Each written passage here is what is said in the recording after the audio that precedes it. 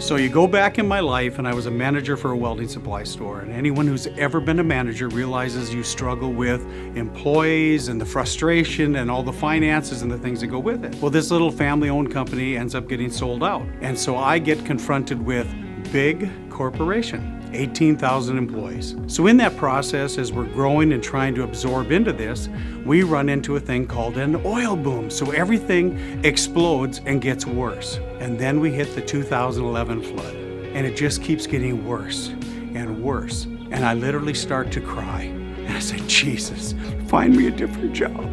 Because it's destroying my family. It's destroying me. And I get myself together and I walk inside. And 15 minutes later, I get a call from Minneapolis with a company I had nothing to do with. They say, hey, I'd like to talk to the manager. I said, you've got him. He said, we're looking for a couple guys in a building to work on pumps. And I said, that's me. He says, but I thought you were the manager.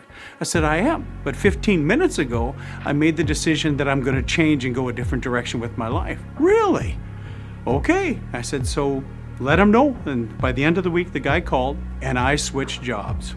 So now comes the struggle. What do you do when you take an old dog and try and teach him a new trick? So they're trying to teach me, and I find out that I'm scared.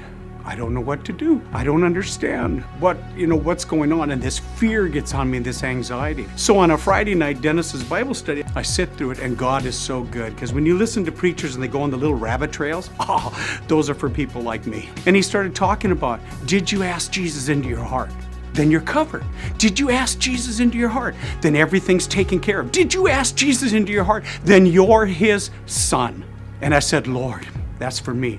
So I walked out of the Bible study and I'm out in the parking lot and I get this terrible toothache. It just comes like that. And I'm like, Lord, I don't have dental insurance. And with everything that's messed up from the flood, the finances aren't there. So I put my 2 fingers on. I said, Jesus, you've got to heal my tooth. We just don't have the finances. We don't have it. And I drove out of the parking lot and went home later that night.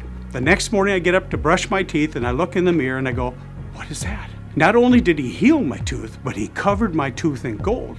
But at the time that I see it, I find myself going, oh my gosh, I'm such an emotional mess that I don't even remember I have a gold tooth. Wait a minute, I don't have a gold tooth. So when I'm arguing in my brain about this, every time I'd say gold tooth, the anointing would hit and I'd start to weep.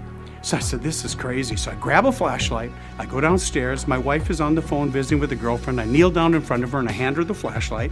She grabs it, she's kind of looking in my mouth to see if I have like a sore throat. She goes, oh my, God gave you a gold tooth. And I'm like, praise you, Jesus, I thought I was losing my mind. So it took me a little while to calm down, and when I finally did, one of the most precious things that happened when I looked in the mirror, I said, Jesus, why would you do this? Voice was so precious. He said, my son, don't worry, I got it covered.